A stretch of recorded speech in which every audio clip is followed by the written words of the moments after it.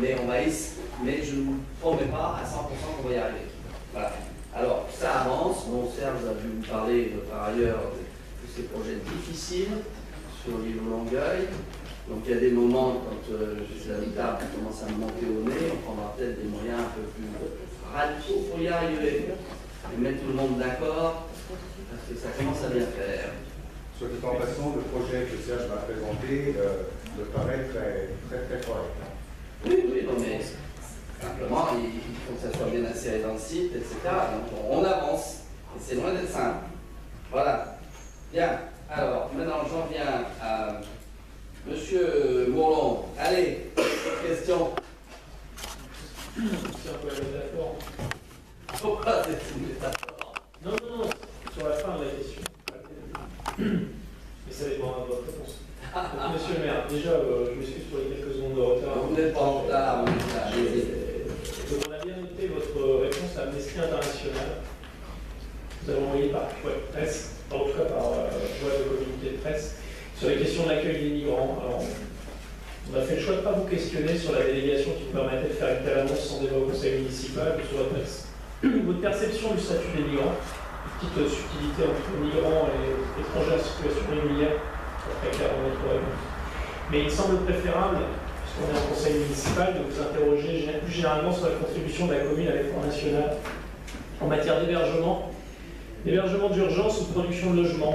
On tourne autour depuis pas mal de temps sur le logement social, mais la question c'est au-delà du seul pourcentage de logements sociaux, combien sont effectivement destinés aux familles ayant les plus faibles ressources, PLUS, PLAI, et combien de nuitées en hébergement d'urgence sont réalisées sur la commune?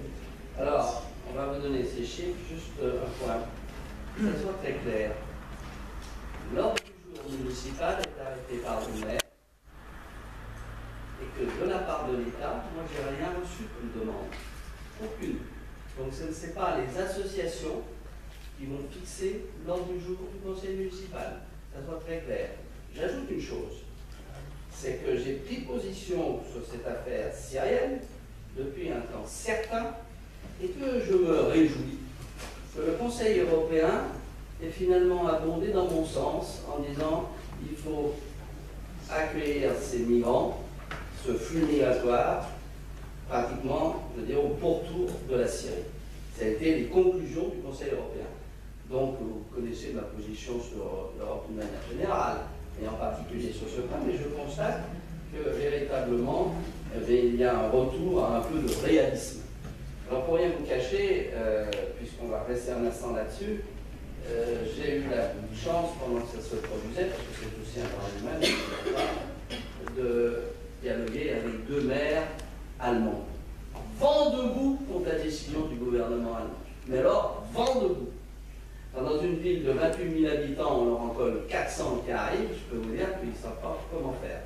Et c'est extrêmement grave, parce que c'est comme ça qu'on provoque, je dirais, la xénophobie. Comme ça, c'est pour le point précis, et je me félicite, comme je vous l'ai dit, que le Conseil européen puisse aller dans ce sens. Au passage, vous le savez, le gouvernement français était fou furieux de la position de Mme Merkel. Hein, voilà, je peux vous le dire. Si vous ne le savez pas, moi je vous le dis. Bien, parce que c'est ça la vérité. C'est comme ça qu'elle a dit on m'entendra 30 000 sur les 800 000 que vous voulez prendre. Bien. Ça, c'est sur le premier point. Pas ma question. Non, mais vous ne l'avez pas posé. Mais, Nicolas, pas à moi. Hein, la manière dont vous avez posé votre question, vous l'avez posée sans la poser. Là, moi, je vous réponds sans vous répondre. Merci. Bien. Bien. Alors, maintenant, sur le reste. Soyons sérieux. Alors, effectivement, les chiffres, on a 10%. Alors, je vais quand même vous redonner les chiffres globaux, puisque nous avons, comme vous le savez, 1239 logements. Je vous rappelle d'ailleurs au passage, et du côté de la, effectivement, de la Seine, on a 400, je ne dis pas de bêtises, 59, hein, c'est ça, au total. C'est-à-dire que quand je suis arrivé ici, on a quand même multiplié pratiquement par 4 ou 5 les logements de la Seine. Hein. Bon. Et là-dessus, vous avez 10% effectivement de PLAI au total, hein, ce qui est quand même pas mal. Et en logement d'urgence, attendez que je reprenne mes notes, parce que tout ça on le lit et on l'oublie, il y a un certain nombre, on est à combien Monique, parce que je les retrouve, mais...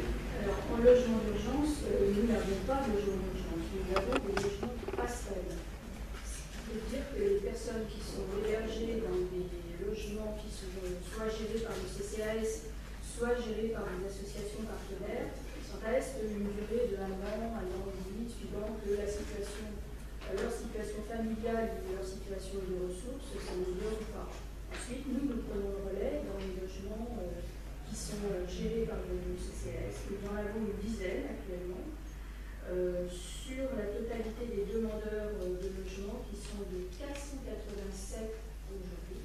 Alors attendez, mais il faut être précis là-dessus. Non, attendez, il ne faut pas lancer un chiffre comme ça, Monique. Là-dessus, c'est le numéro départemental. Alors, ça veut dire qu'il y a des gens qui sont hors les murs de Maison Lafitte. Non, non. Il y en a là-dessus. Les 487 demandeurs, ce sont des gens qui se sont présentés à notre service logement pour faire une demande. Et nous savons que les personnes peuvent s'inscrire directement auprès d'un site internet, donc nous n'avons pas la totalité des demandeurs qui demandent un logement. Oui, mais sur les 487, il y a beaucoup de gens qui n'habitent pas Maison Lafitte actuellement. Si, ceux-là habitent Maison Lafitte. Ils habitent tous Maison Lafitte? Ce sont les gens qui viennent directement. Moi j'avais une pense qu'ils n'y habitaient pas tous, enfin peu importe, ça ne change rien. Si je fais le compte des logements qui sont destinés aux personnes qui sont dans les ressources les plus basses, dans le PLAI, sur l'ensemble des logements sociaux de la ville et sur les autres bailleurs en dehors de la Seine, il y a 124 possibilités de logements qui peuvent être accordés aux personnes qui relèvent du PLAI, c'est-à-dire des personnes qui ont des ressources pour une personne seule inférieures à 38 000 € par an. Donc c'est très bien. Sinon, on peut dire d'autres. Pour les nuitées, nous n'avons pas de chiffres par rapport à cela, puisque les nuitées d'hébergement d'urgence sont gérées par le 115 au travers d'une association qui s'appelle le SIAO. C'est eux qui dispatchent les personnes qui demandent, par exemple, une nuitée. Et je doute fort que ce soit dans les hôtels de Maison Lafitte qu'on emploie ces personnes-là. Oui, bah, enfin, sur les logements passerelles ou d'urgence, le drame, c'est que malheureusement, les gens restent longtemps. Oui, quand la situation n'est pas stabilisée. Bien. Et je suis. Voilà. Bon. Alors, je vais compléter quand même la réponse que nous avons faite sur le sujet. Nous avons regardé partout où on pouvait, je dirais, avoir quelques opérations. Alors, il y a des opérations soutenues par les filles où il faudrait 40% de logements sociaux, on va peut-être négocier, parce que sur un autre site que nous avons engagé, je m'en parlerai au moment venu, on va faire du 100%. Mais 100% en l'occurrence, ça arrive de faire une cinquantaine de logements. Il ne faut pas croire que ça va faire 200 d'un coup. Et en réalité, c'est là où on s'aperçoit, on a identifié combien de sites au total, Serge, où on pourrait... Il y en a 5, il y en a 4 qui sont... Mets ton micro. Oui, il y en a 5, il y en a 4 en réalité qui seront avec des habitations de votre sac. Voilà. Il y en a certaines, c'est pas du tout évident. Et une, ce sera du 10. Ouais. Donc au total, il ne faut pas se tromper, hein, les 370 logements que nous demandons de construire, c'est une vue de l'esprit. C'est une vue de l'esprit, je le dis comme je pense. Et je vais remettre, vous savez, vous connaissez, tant qu'on n'aura pas trouvé l'aménagement du territoire, on est dans le mur. C'est aussi simple que ça. Il n'y a pas que nous. Bien, merci. Alors, on poursuit. Oui. Je peux rajouter, en plus, celui de 100% de logements sociaux, c'est-à-dire qu'on ne peut pas avoir un appartement avant 2019 dans les débats si tout se passe bien. Oui, parce qu'il y a des problèmes on n'a pas la maîtrise du foncier sur ces opérations. Il y en a une partie où on va maîtriser nous, mais il y a une autre partie où il va falloir négocier avec les propriétaires, mais on a une chance qu'il y en a certains qui le vendent. Voilà. Alors,